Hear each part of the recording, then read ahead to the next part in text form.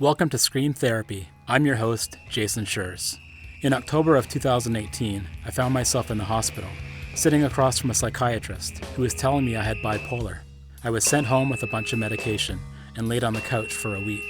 I had my iTunes library on shuffle, trying to shake the hornet's nest from my head. Ever since I was a kid, I've been using loud music as a form of therapy. Punk rock and mental health have always been connected. This podcast looks at that connection through the lens of different guests. This is Scream Therapy. FML, I wanna kill myself. I didn't get the things I wanted. I can't eat, I can't sleep, might as well get high. Oh, FML, I wanna kill myself. FML!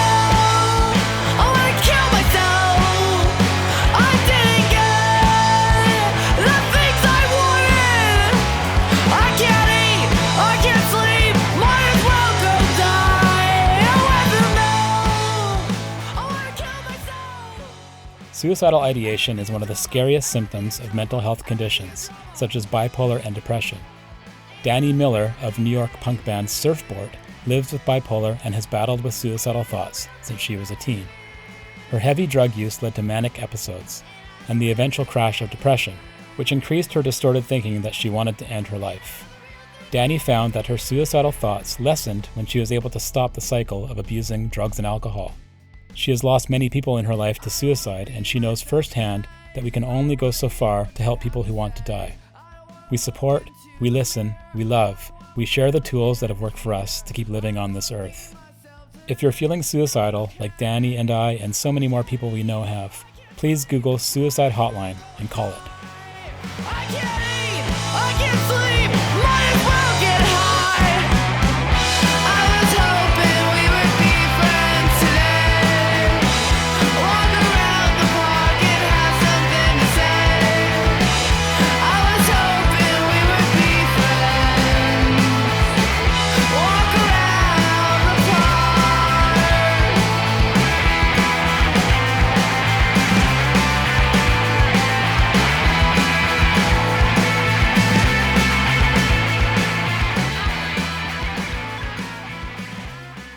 My name is Dani Miller, and I'm in the band Surfbort. I started the band when I was 21, and I love to scream and rage on stage and just get with the crowd and have a good time and kind of release all our angst. And I use playing in a band for bringing the community together to kind of release all our pent-up frustrations because life gets really weird. And I'm bipolar and super manic depressive and stuff. And I found that playing music has really helped that. Before I started the band, I was on hard drugs. And so that affected my mental health even more. And it was really intense. But starting the band and getting sober, my mental health is way more manageable. Screaming on stage is really good therapy, and so is writing songs and connecting with other humans.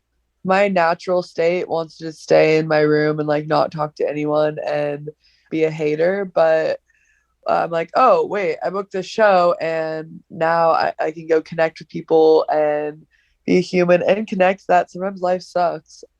Mental health is like an ongoing thing. It's like a practice of like finding yourself and asking for help and getting comfortable with when things are bad and finding tools and ways to get out of that mental state. When you first started the band, you mentioned your health was getting better at that point onwards. Where did you see the shift? Was there an obvious shift or was it a gradual thing? Definitely wasn't like a magical, I started the band, now I'm a sane person.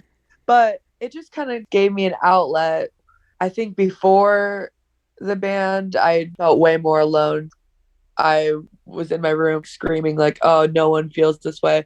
But playing on stage and connecting with the audience and everyone who listens to Surfboard, comes to the shows, and just the music scene in general, I was like, wait, I'm not alone. We're all feeling this way. And we all have weird life events that happen that make us feel this way, or just brain chemicals that make us feel this way. So yeah, I think it was like a gradual over time. Okay, I had a place where I could scream my feelings. I had a place where I could connect with other people about that and not be alone in this life. And one of the big things about bipolar depression, I live with bipolar as well, is the suicidal thoughts and the suicidality, and that can be really dangerous and scary on the bipolar depression side. The new album, the very first song is FML, I Want to Kill Myself. And, you're not being sarcastic or facetious about it. Yeah, I have dealt with that a lot. And so I have a lot of close friends, and I've lost a lot of close friends to suicide and my aunt to suicide. It's like a very tricky thing to understand, but it's so common. That feeling is actually pretty common, especially among artists or creative people or just like sensitive people in touch with the world and like different frequencies. It's very common. So, yeah, I actually, that song, my mom sent me a voicemail when I got arrested by the cops and taken to the hospital. And she also has maybe 20 more voicemails of me screaming, like, I want to die, I want to kill myself. And yeah, I didn't put that as like a, oh, haha, this is funny, or like what you're saying, facetious thing. I just wanted to put that out there, like, yo, this is kind of like a taboo subject and it's can be embarrassing to talk about or like a shameful or like too dark for some people, but I'm just like, no, this is super common to feel this way. I want people to listen to that song and like be able to change your perspective and like, okay, at the end of the day, we all want to have a good day, feel love and be loved, even though our brains are lying to us in that moment and the perspective feels really small and dark. But yeah, I've struggled with that a lot. And I've noticed though, getting off drugs and really working hard on that, which is a difficult thing in itself, a whole journey in itself. It has really helped my suicidal thoughts be less prominent and less strong. When did you first start having suicidal thoughts? Yeah, probably like 14, 15.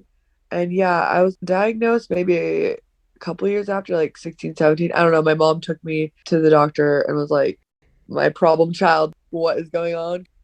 My dad did try to teach me the lesson of like, never kill yourself, never give up, no matter what. But like, no matter how much someone tells you that, you still have your own brain when you're alone. You have your own thoughts. But my aunt jumped off Niagara Falls and killed herself. So like I've always grown up knowing about that and not really understanding. But then when you're in those suicidal thoughts, it's kind of trippy. I don't know. You feel like you're floating kind of and you're not grounded and you're not, no one can really talk you out of it. I'm now 29, like just growing up and like finding myself more. I've like really focused on trying to find tools that will help me get out of that perspective, or when I'm slipping into that perspective, to try to just do all the things that I know, even if it's hard work, that will get me out of that mindset before it gets too gnarly. And to really ask for help, let other people know you're feeling that way. No one could really save you out of that. I couldn't save my ex who just died from it. There's not like a magical cure. One of the things that I find is helpful for me, and of course, this has taken a long time to figure out and learn. I was diagnosed about 4 years ago in my Yeah. mid 40s. So recognizing that it's a symptom. So, okay, I want to kill myself. I want to go away. I don't want to be here. I want to Yeah. leave and never come back. Those kinds of Yeah. thoughts being symptoms of bipolar or of depression rather than it being this is reality. Totally. Wait, I'm so glad you said that because that's really when people around me are having that thought, I try to say, like, your brain is lying to you right now. You put it so much nicer. Like, yeah, it's a symptom of that. That's so true. That's a good thing to realize because before realizing that, you're just stuck with that thought, like, oh shit, is this the truth? Okay, yeah, I want to die. Like, let's find ways to die. But yeah, that's not the true blue you. That's not your true self speaking. Yeah, the distorted thinking. Yeah. When you were young, you mentioned having suicidal thoughts and diagnosed bipolar a couple years after that. Did getting into the drugs or the drugs self-medicating? Yeah, definitely self medicating. And what I found is when I would go into like a manic, I would just wake up weeks later or something and be like, whoa, what did I just do? And a lot of the time, it would start as my bipolar and it would lead to me doing hard drugs that just accentuated the mania even more. So it was just like a weird cycle of I'm manic, so I think it's a good idea to do hard drugs, and then the hard drugs lead to mania, and then I get back to like a gnarly depressed state that's beyond depression, and then I will maybe use other drugs to try to make me feel better out of that, but which are also hard drugs that just lead to more. Yeah, what comes first, drugs or the mental health? It's so intertwined. Without drugs, I still have my mental issues and my mental state and my brain, but I can deal with it and manage it way more than when I self medicate and add drugs to it. It accentuates it, and it's so unmanageable where the suicidal thoughts I get even more lost in, and it feels like there's no way out. I feel like completely lost. But back then, too, before I was even diagnosed, it was even more trippy. I was like, does everyone feel this way? Like, living life is insane. I can't imagine how you feel because you were diagnosed even way later. So, was it tricky for you? I didn't know what bipolar was until I was 46 because I Yeah, was diagnosed. So I'd heard the word and I heard it as being almost like a slur, like, oh, you're so bipolar. But I never knew what it actually meant. I never took the time to go and read about it online or look at the symptoms and never matched those symptoms with what I was going through. You're right. When you're going up the manic scale, the behavior goes out the window and yeah, you want to keep in that manic state for as long as you can. So yeah. drugs can definitely increase that severity or kind of keep you in that zone. One of the persons I talked to, a psychiatric nurse, said that she compares it to the mania being a protection from the depression. So you're trying to stay manic as long as you can because you know that there's going to be a crash. And the depression Totally. feels so much worse than the mania because, of course, the mania feels good, well, way too good. So you're ramping up and living this life of chaos and fast and high. And then all of a sudden, okay, you can't do it anymore because your system just crashes and then Totally. That's so you're screwed. fascinating. Yeah. Even though I wasn't on meth and heroin and all the gnarly stuff, just drinking and just smoking weed and stuff and being manic depressive and bipolar, it took me so long to like try to get out of the depression. Even when I was aware of it and I wasn't doing as hardcore drugs, I would get off a tour or I would be done working or something, and then I would catch myself not being able to move out of bed for maybe 3 or 4 weeks. And I remember my friend who lived with me would like walk by, and he was a photographer, and he has so many pictures of just me just like laying in bed, like I cannot move. Even when I was off hard drugs and aware of it, it's taking me so long to have the tools to get out of it quicker.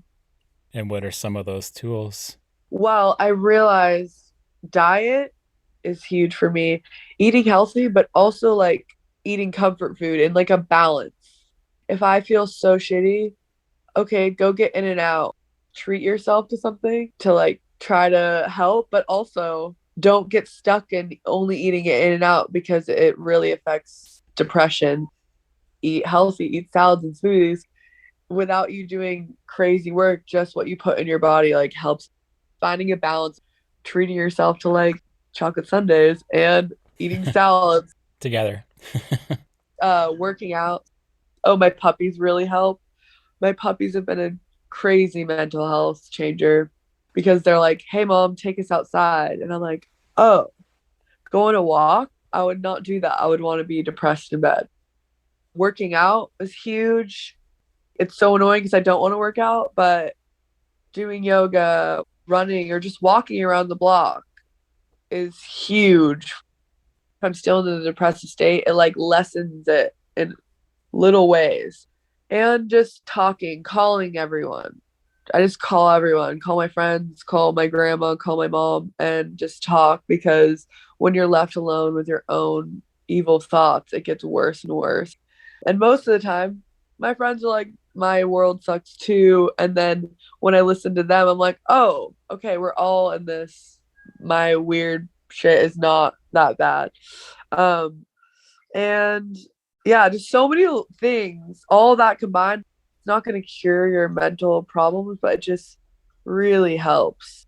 What about you? A lot of the same things. Yeah. One big thing is sleep. Oh, yeah. fully. The patterns of sleep can be traced for me right back to the mood cycles. So if I start not being able to sleep for 2 or 3 days, I know that I'm going to be trending up towards mania. And if I'm Yeah, sleeping too much and can't get up, it means I'm going towards depression. So I try to like be aware of that. And if I have that to is take so true. sleeping meds to get the sleep that I need, or if I have to pull myself out of bed when I'm feeling low, honestly, I think sleep and bipolar, that's the most important part of it. It's like I feel myself slipping with the sleep. Fully. Your brain's kind of like, just keep going into the mania. Like, this feels good. Other people, it doesn't look, it's not good. Catching that yourself and being like, I need to sleep kind of self regulates it. It's the same with like drugs and like mental health. Other people can kind of keep track, they can see like the truth in a way. When I'm in that state, I can't see. When I'm on drugs or like in a mania or depressive, like sometimes I can't really see what it looks like or what's going on. My brain will convince me like everything's great, but I'm full mania, like acting wild, self-sabotaging and doing things that my normal self wouldn't want to do.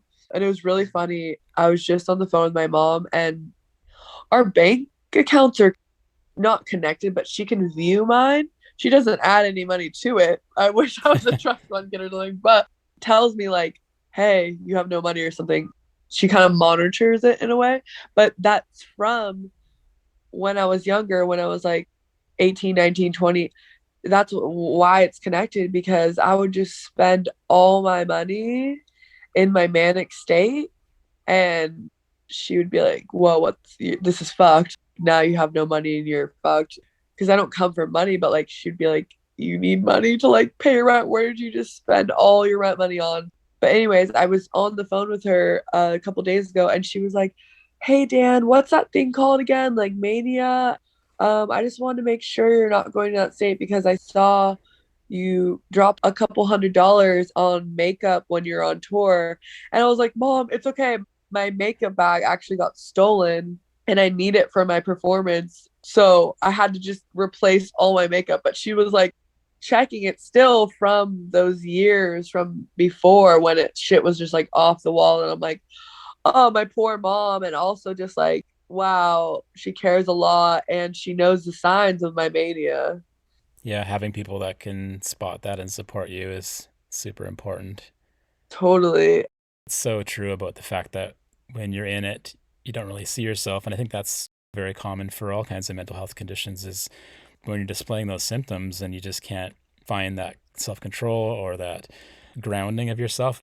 You don't really have any idea what's going on. You know that you're feeling horrible and you need to go under the covers for 3 days, but you don't understand that that symptom is showing that you're in trouble. Totally. My brain will be like, you're so hot and doing great in this like manic state. In my normal state, like I don't want to be having sex with like all those people or like running around like, but in the moment of it, you're like, wow, like this is so great. Like I feel really good. And then same with the depressive states, it really affects my art and my work and like relationships. People will be like, you're not really my friend because you can't hang out with me. I'm like, I can't even shower, do anything. I love you. I want to be your friend. I can't. I said I could do that thing when I was like feeling better and now I don't feel good. So it's like it's difficult to manage. I've kind of gotten better at managing it work wise because I know that making art will actually keep my mental health better too. Friendship wise, I lost a friend the other day. I think because I'm focusing on too much work and not social as much, but that was like, hey, you didn't hang out with me on your birthday. And I'm like, I didn't do anything on my birthday. Like, I couldn't do much. I flew home from tour for one day and like I did a photo shoot or something and went out to dinner with one of my friends and my bandmate.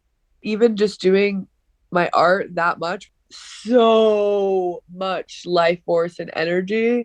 I didn't throw a party or anything. Like, I don't know how to manage it socially fully yet. Being in the band and playing punk rock and music and writing music, how does it feel when you go from being in a mood cycle, maybe that you're not comfortable with, where you're feeling unhealthy or unwell, to then walking in the door to a jam or to playing a show? Or music, that's the thing that helps also manage my mental health along with all the other things I listed, because my go-to state is like I want to be depressed in bed, and before it'd be like I want to do drugs, and I'm depressed so I need drugs and not do anything, not talk to anyone.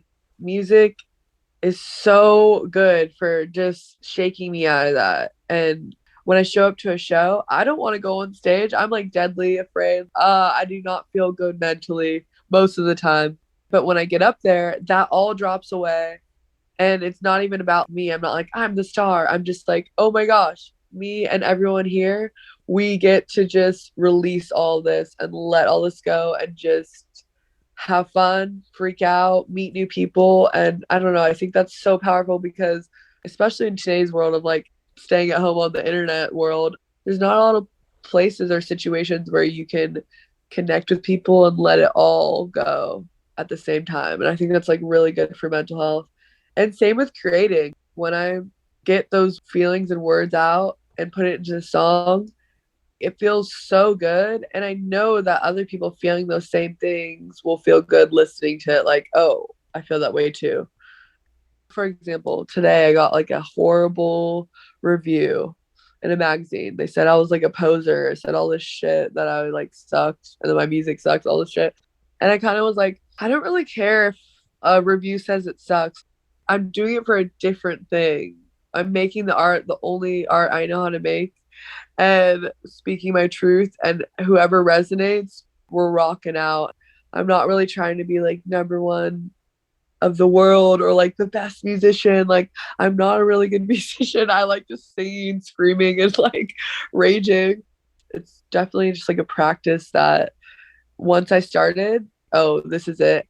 For our first show, I was just screaming poetry and like screaming what I felt. And ever since then, I was like, I need to do this forever. And anyone listening, if you want to start a band to make songs, people do it because it really rules for existing.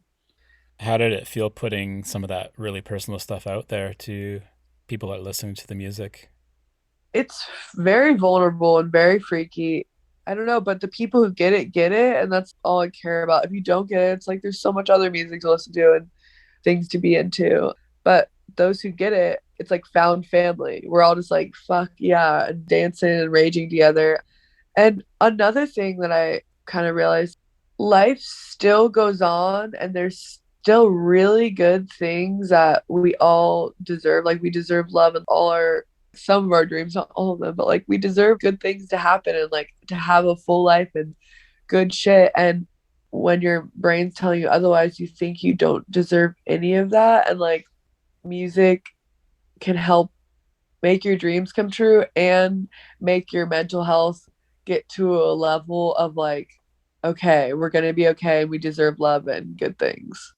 When Jenna from the Heroes Collective was on the podcast a while ago, she said their motto essentially is it's okay not to be okay. And that speaks to what you're talking about in a lot of your songs. Yeah. In FML, I say, like, I don't want to be myself today, and that's okay. Like, yeah, totally. That's like a huge part of it too. Like, the point of this is not for everyone to be like, today is a great day and everything's fine. I'm fine. Feel great all the time. I think that's another great part of finding those tools.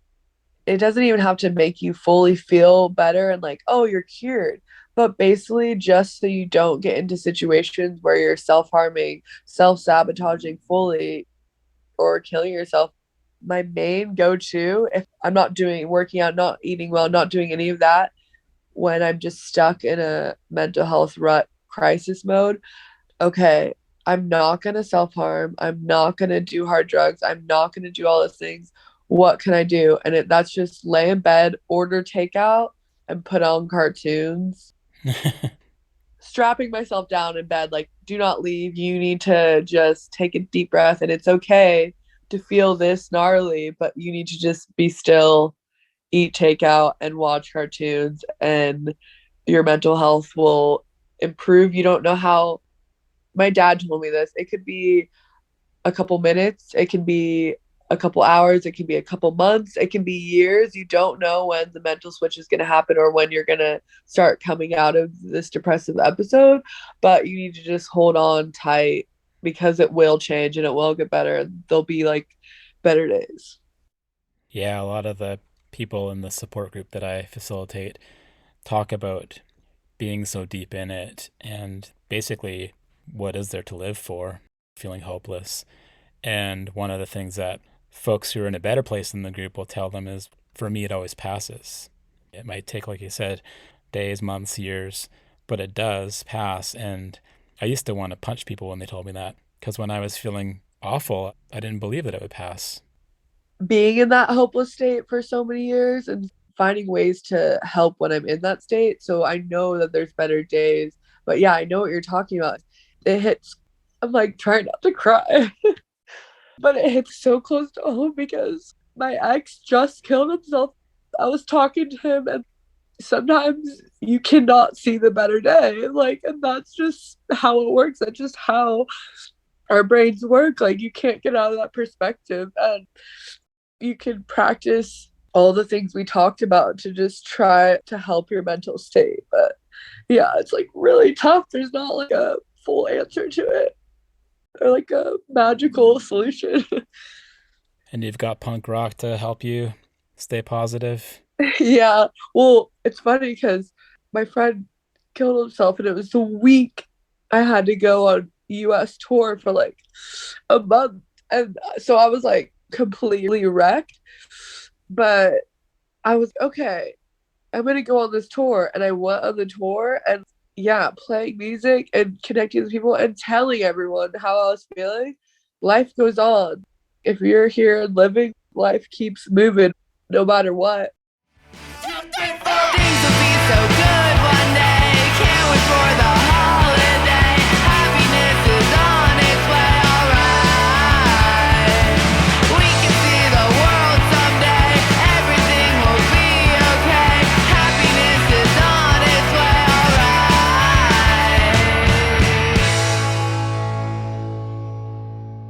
That was my conversation with Dani Miller of Surfbort, surfbort.bandcamp.com. I now have a TeePublic store where you can buy Scream Therapy merch. So head over to screamtherapyhq.com and crush two birds with one stone. Support the podcast and get some fancy new duds. Thanks for listening to the latest episode of Scream Therapy. I'm coming to you from Powell River, a small coastal town in British Columbia, Canada, on the traditional territory of the Tla'amin Nation.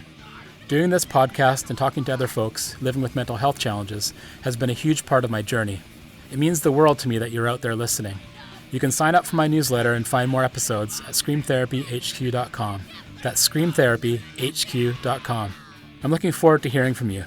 Let's talk punk and mental health. Thanks again for listening. Until next time, take care and be well.